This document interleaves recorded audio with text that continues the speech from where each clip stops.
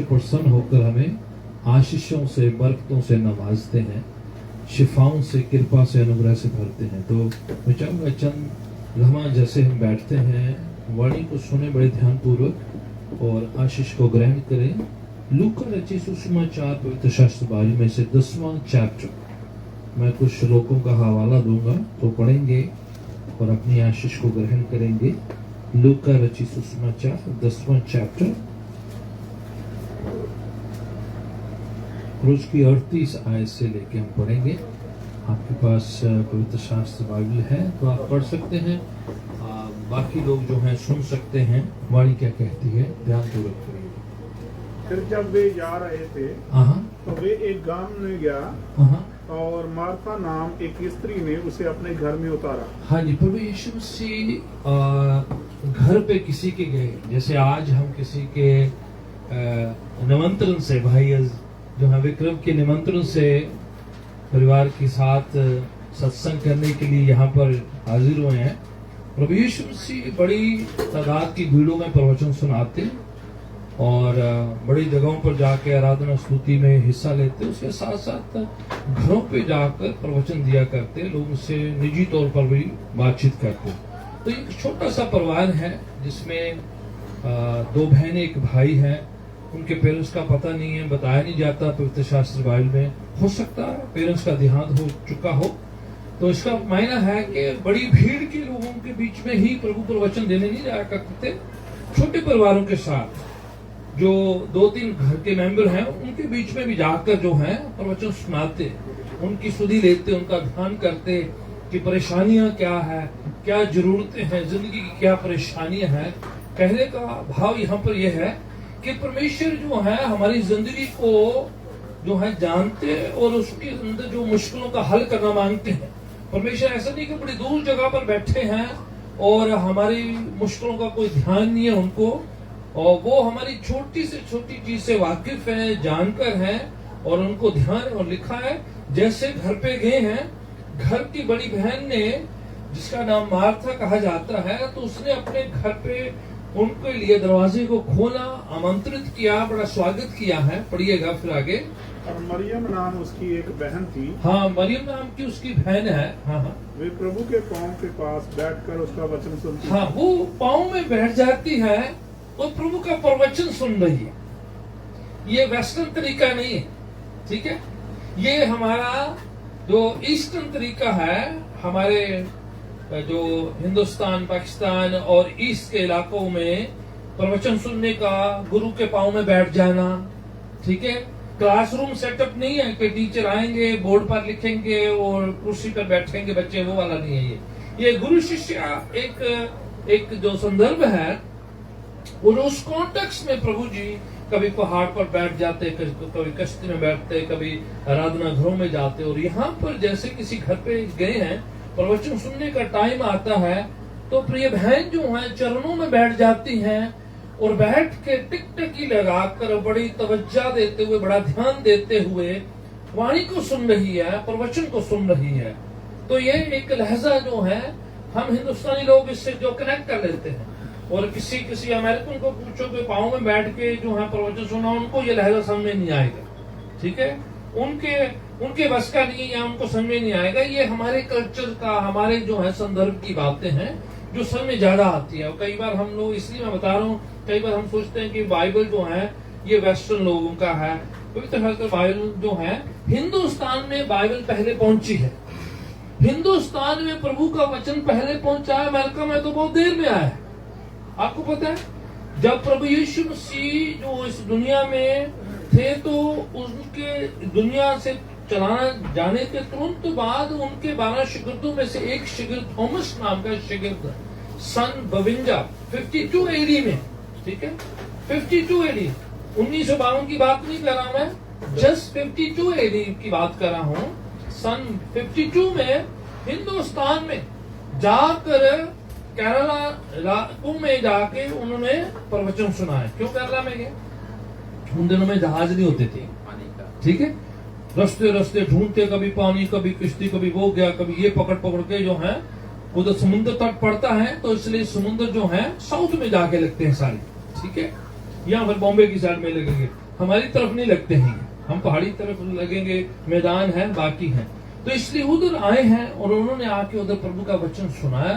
सन 52 की बात है, ठीक है।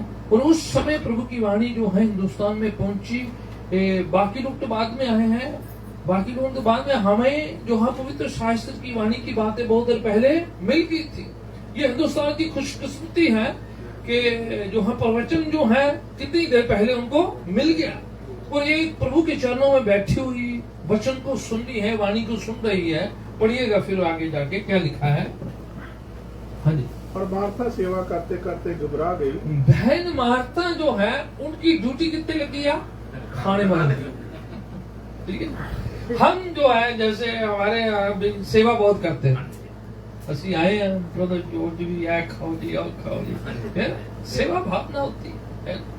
तो ये एक कल्चर है, ठीक है, सेवा भावना है ना। अतिथि की, मेहमान की, अजीजों की, अपने प्रिय लोगों की क्या करनी है, मेहमान नवाजी करना, भावनाचाही करना, उनकी सेवा टहल करना, एक अपने आप में क्या है, एक कल्चर, एक मन में पाया गया है। तो ये बहन बड़ी सेवा करती है, बहुत मेहमान नवाजी बहुत है, हॉस्पिटैलिटी बड़ी है इसकी, कि बहुत खुशी से। देखो दरवाजा खोलने में गई थी, किसी और नहीं खोलने देता, आप दरवाजा भी मैं खोलना, लाइटा भी मैं करनिया, हाँ जी, रोटी भी मैं बनानी, सारा कुछ भी करना आप भी करना।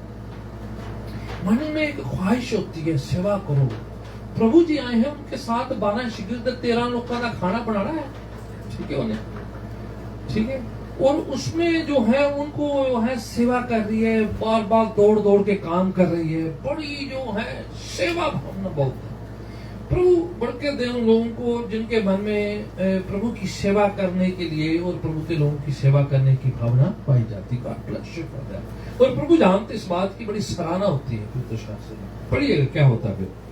और उसके पास आकर कहने लगी, हाँ, ये प्रभु क्या तुझे कुछ भी सोच नहीं, हाँ, कि मेरी बहन ने मुझे सेवा करने के लिए अकेले ही छोड़ दिया। हाँ, सेवा भावना तो है, ठीक है, मन में सेवा करने की इच्छा ख्वाहिश तो बहुत है, पर उसके साथ सेवा करते करते, खाना बनाते बनाते क्या हो गई है, परेशान हो, ठीक, और थक गई है।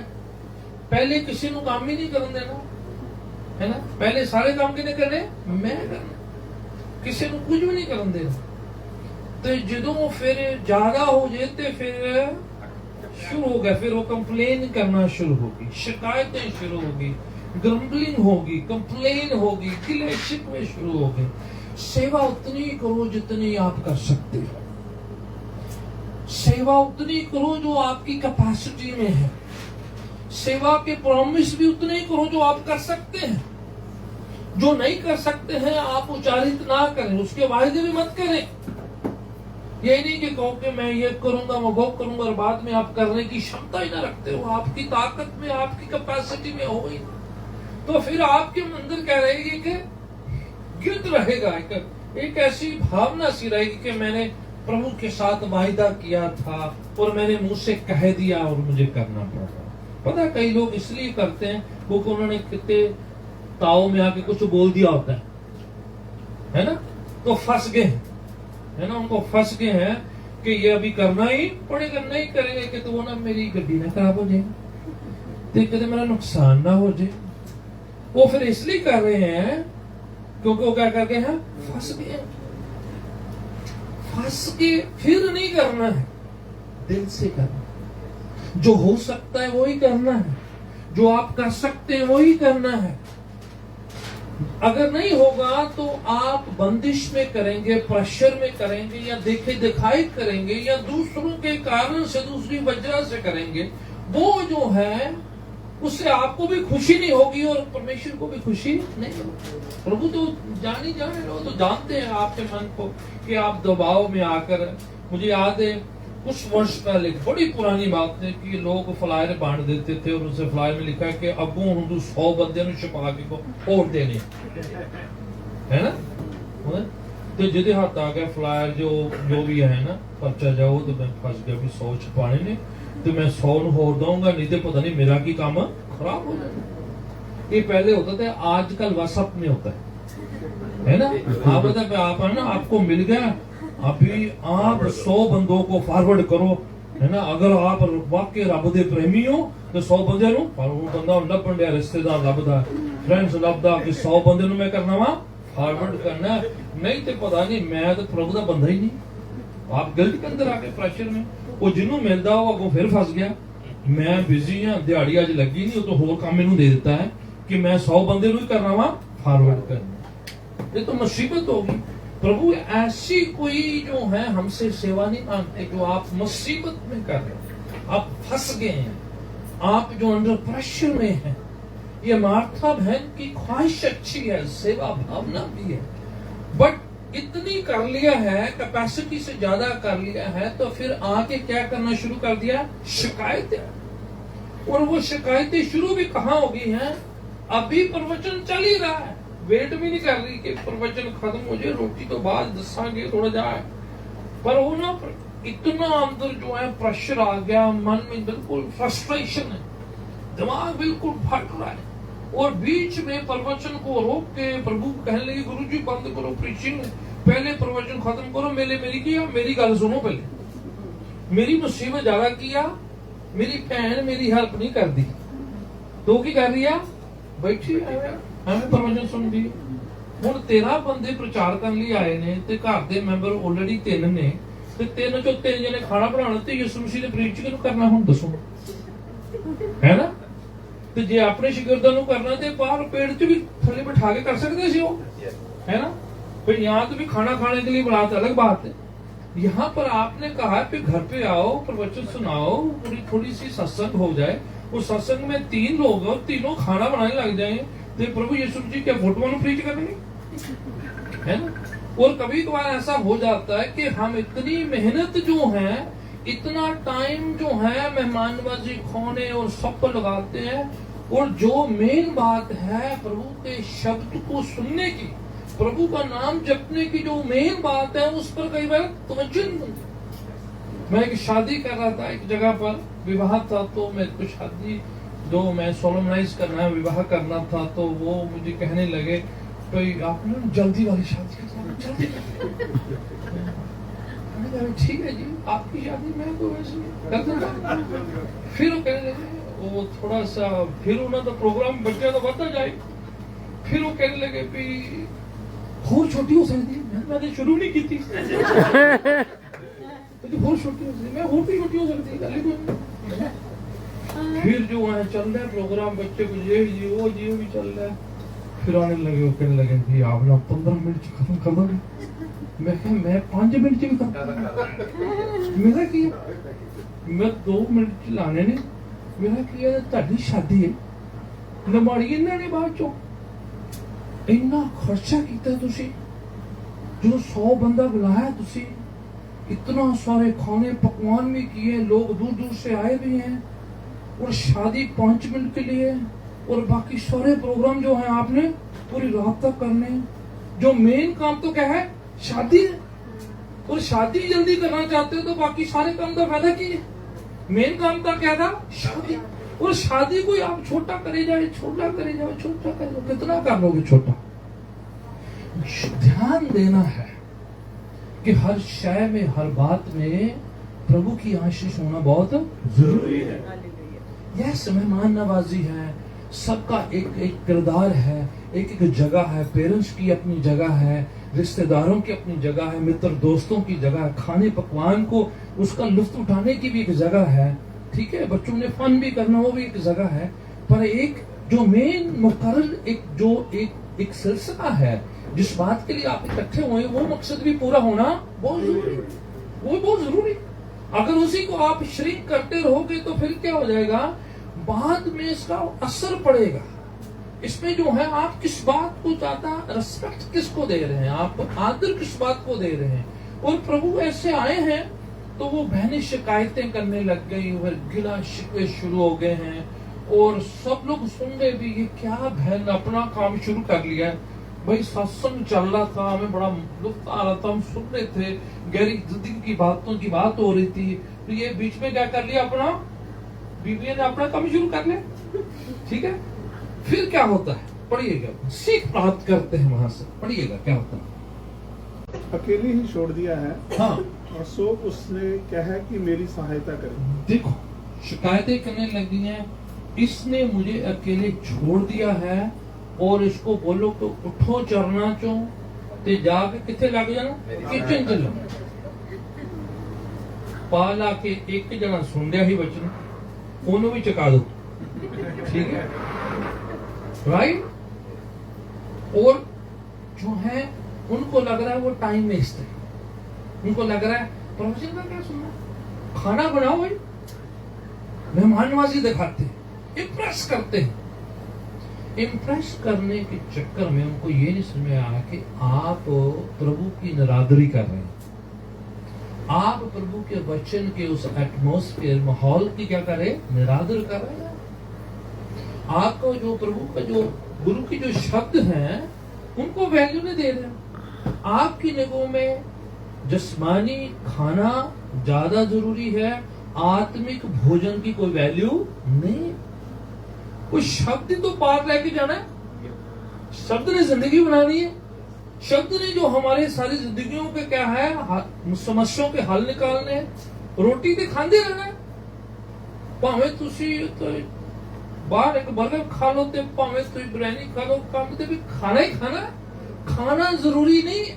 प्रभु यीशु मसीह एक बार कहते हैं, इंसान सिर्फ रोटी से जीवित नहीं रहता बल्कि हर उस शब्द से जो परमेश्वर के मुंह से निकलता है। क्योंकि खाना जो है शारीरिक भोजन सिर्फ शरीर को जिंदा रखता है, प्रभु की वाणी तो शरीर को भी ठीक करती है, जहन को भी, दिमाग को भी सुकूनियत देती है और रूह को भी तरोताजा बना के रखती है। तो सिर्फ रोटी खाएंगे तो काफी नहीं है, लंगर काफी नहीं है, लंगर की जगह है पर लंगर काफी नहीं है। प्रभु वहां पर सिखा रहे, पढ़िएगा जरा जी। प्रभु ने उत्तर दिया, हाँ जी, मार्था, हे मार्था, राइट, तू बहुत बातों के लिए चिंता कर। मार्था तुम बहुत सी बातों की क्या करती हो, चिंता करती।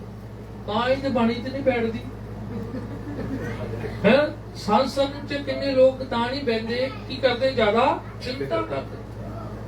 अगर अपनी चिंता प्रभु को दे देंगे तो फिर हमें लगेगा कि सत्संग में बैठना अच्छी बात है, मन को सुकूनियत आती है, दिल हल्का हो जाता है, शरीर भी तरोताजा हो जाता है और प्रभु के साथ नजदीकी भी बढ़ती है, कुछ आनंद की बातें हमें सुनने को मिलती है। ठीक है, ज्यादा फिक्र करेंगे तो क्या हो जाएगा, जिंदगी के कुछ आगे बढ़ने वाला नहीं। फिक्र चिंता प्रभु को सुपुर्द करना है। प्रभु कहने लगे, मार्था तुम बहुत सी बातों की क्या करती हो, फिक्र बहुत करती, चिंता बहुत करती। तेरी प्रॉब्लम ये है, खाना बनाना प्रॉब्लम नहीं है, सेवा करना प्रॉब्लम नहीं है, सेवा करनी चाहिए, सेवा भावना रखना प्रॉब्लम वो नहीं है।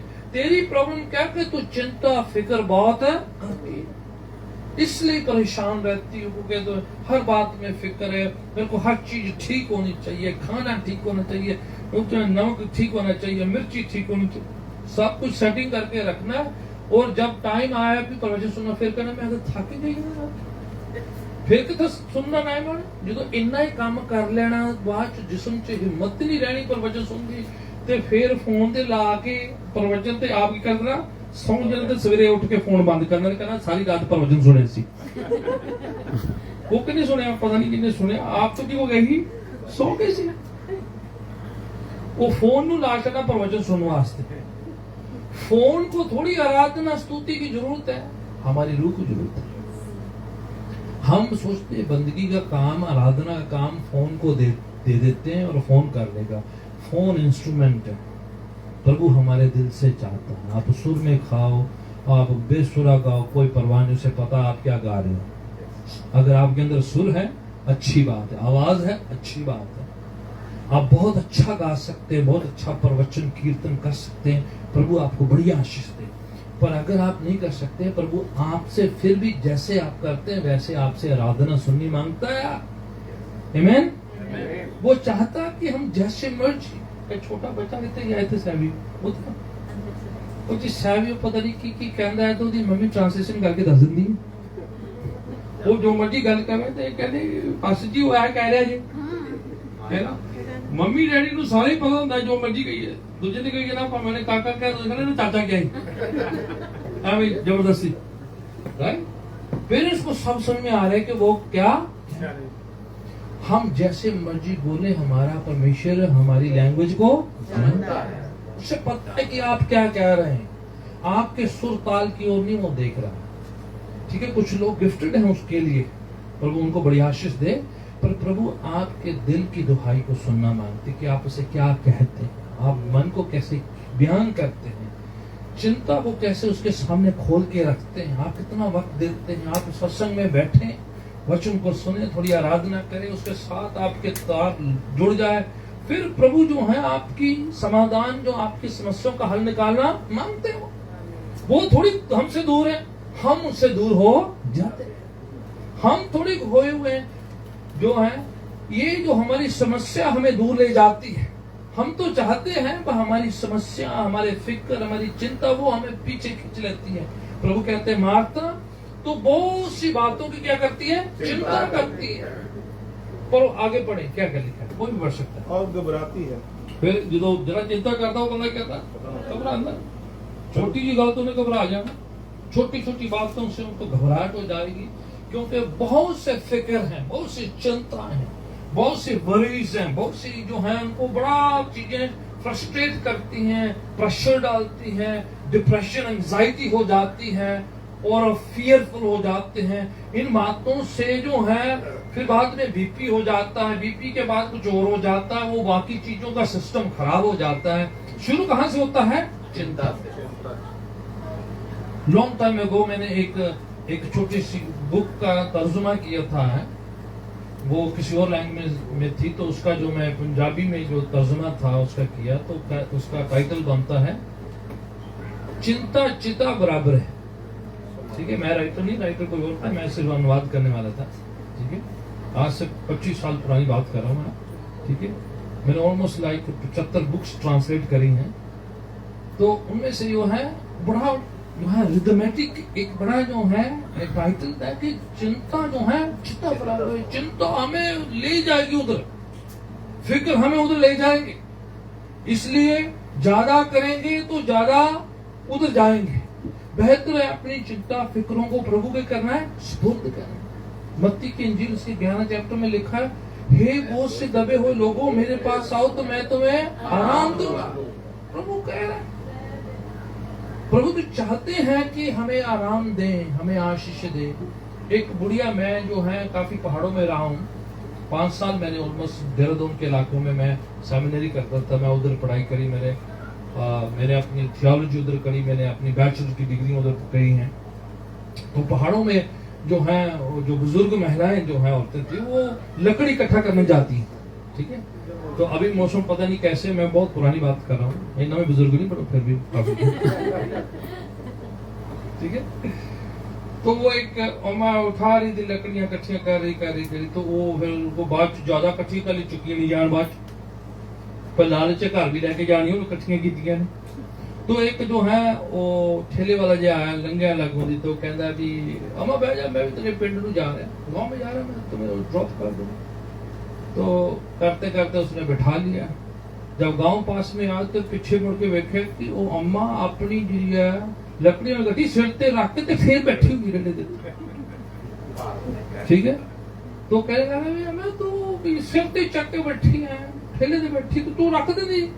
कहती मैं कह मैं पहले बड़ा भार पाया, लकड़ियां लगी पाना मैं। मतलब कि भाई वो देखो फिलॉसफी देखो, कहती मैं अपना बड़ा पाया तो लकड़ी मापे चुक लेनी। ਉਹ ਇਹ ਹੁੰਦਾ ਕਦੇ ਕਦੇ ਅਸੀਂ ਬੰਦੇ ਸਤਸੰਗ ਚ ਆ ਤੇ ਆਪਣਾ ਬੋਝ ਆਪਣੇ ਕੋਲ ਹੀ ਰੱਖਣਾ, ਰੱਬ ਨੂੰ ਦੇਣਾ ਨਹੀਂ, ਬੈਠੇ ਰਹਿਣਾ, ਟਾਈਮ ਗੁਜ਼ਾਰਨਾ, ਦੇਣਾ ਵੀ ਟਾਈਮ ਹੈ ਤੇ ਆਪਣਾ ਭਾਰ ਚੱਕੀ ਰੱਖਣਾ, ਤੇ ਜਦੋਂ ਸਤਸੰਗ ਖਤਮ ਹੋਏ ਤੇ ਨਾਲ ਹੀ ਆਪਣੀ ਗੱਠੜੀ ਨਾਲ ਹੀ ਲੈ ਕੇ ਤੇ ਕਹਿੰਦੇ प्रभु ਅਸੀਂ तेरे को पहले बड़ा दुनिया का बोझ है, आप दुनिया चला रहे हैं, पूरी दुनिया को आप नहीं चलाते, मेरी गठरी तो रहने दे मेरे को, ये मेरी है पक्की। प्रभु मानते हैं कि आप और मैं अपना सारा बोझ उसे दे, वो हमें आराम देना चाहता है। इसीलिए जो बहन प्रवचन सुन रही थी, प्रभु उसकी ओर ध्यान करते हुए पढ़े, मैं चाहता हूँ आप ओरिजिनल श्लोक पढ़े जो उसमें लिखा हुआ। क्या कहते हो? कोई भी नहीं पढ़ सकता। हाँ जी सिस्टर जी आप पढ़ो। परंतु एक बात आवश्यक है, हाँ। उस उत्तम भाग को मरियम ने चुन लिया है। हाँ मार्था मार्था तुम बहुत सी बातों की चिंता करती इसलिए घबरा जाती, तेरे में एक कमी एक गलदा किया घाटा है। पंजाबी लिख दो पढ़ो। कौन सी याद पढ़ी सिस्टर जी आपने? 42 42। पर एक गल दी लोड़ है। हाँ जी एक गल तेन किया लोड़ है। हाँ जी मरियम ने तो वो चंगा हिस्सा पसंद किया। मरियम ने अच्छा हिस्सा प्रवचन सुनने वाला सत्संग च बैठने वाला वो पिक किया है। हाँ जी सो उस तो खोया ना कोई जाएगा। तो नहीं जो खोया जाना। हालेलुया। हालेलुया। जो सत्संग में बैठने वाला वो हिस्सा इससे छीना नहीं जाएगा। वो बेहतर है अच्छा है उसने अच्छी चीज पिक करी है।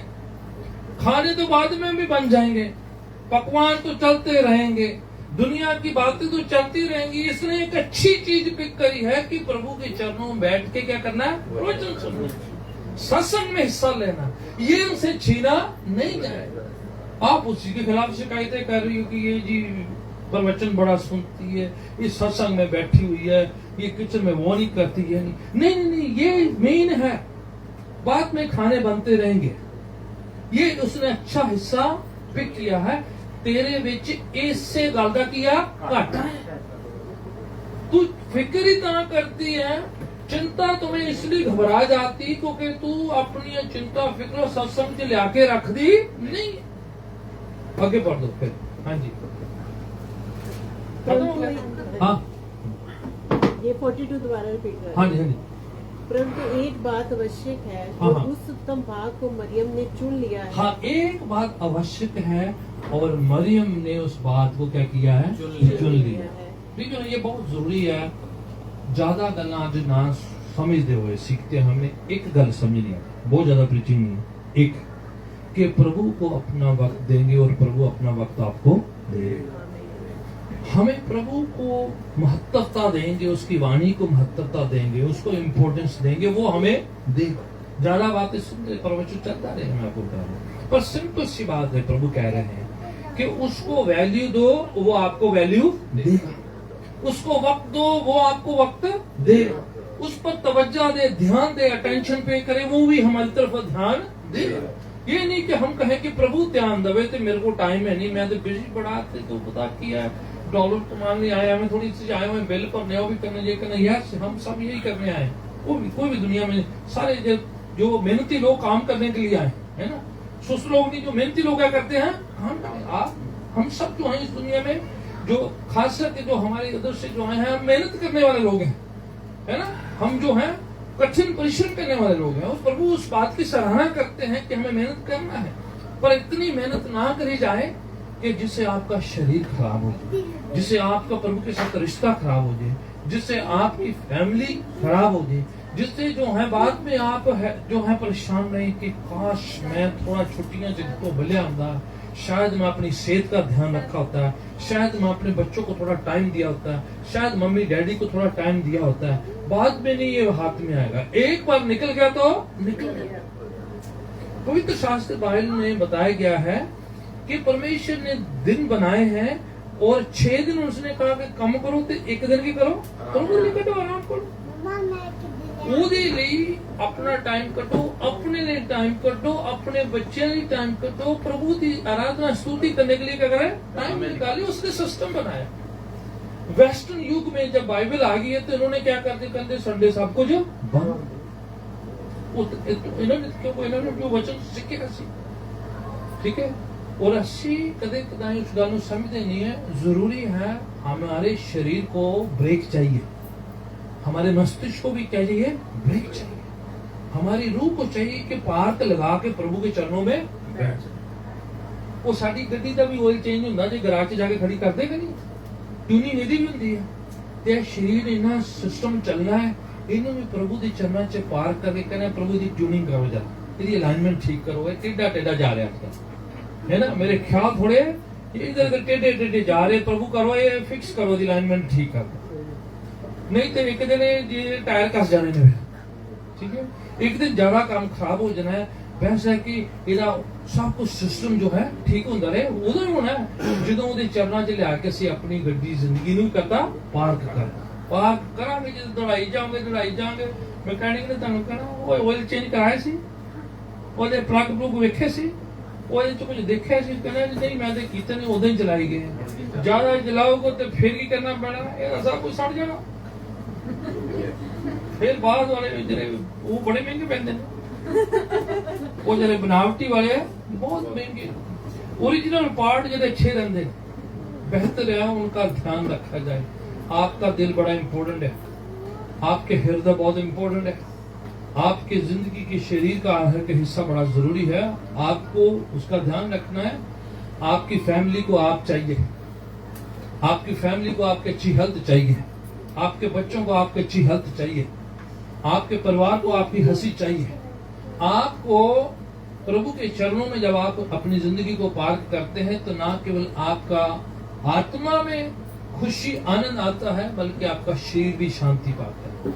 आपके जहन में, आपके मस्तिष्क में प्रभु की शांति आती है, फेथ आता है, निराशा मायूसियां खत्म होती है। प्रभु आपके शरीर को तरोताजा करता है, रिफ्रेश करता है, रिसेट होता है और बहुत जरूरी है। इसीलिए तो हमें कहा गया है कि प्रभु की ओर चिंतन मनन करने के लिए, उससे जो है शरीर भी बेहतर होता है, मन मूड भी ठीक रहता है। फिर होता है करी जाना हम फाइन फाइन फाइन कुछ भी नहीं होता बात को ये फिर फाइन लगी जाते होंदा कुछ फाइन नहीं है, सारे उदा ही फाइन फाइन करते बाद चुप तो उन्होंने थोड़ा जिहा हिला दो ना दुखड़े फुल होते बड़ा सारा खलारा पै जाता बाद तो 2 मिनट पहले उन्होंने क्या होता सब कुछ किया फाइन है जी, everything is so good so good so good. ये जी सेल्फियां जी गुड होंदा उदा नहीं जे गुड हैगा। ये गुड किने करना है, उसने करना है, आप असी गुड नहीं कर सकते। प्रभु हमें गुड करता है, उसकी वाणी हमें अच्छा बनाती है, उससे अच्छा हम अपने आप को बना नहीं सकते।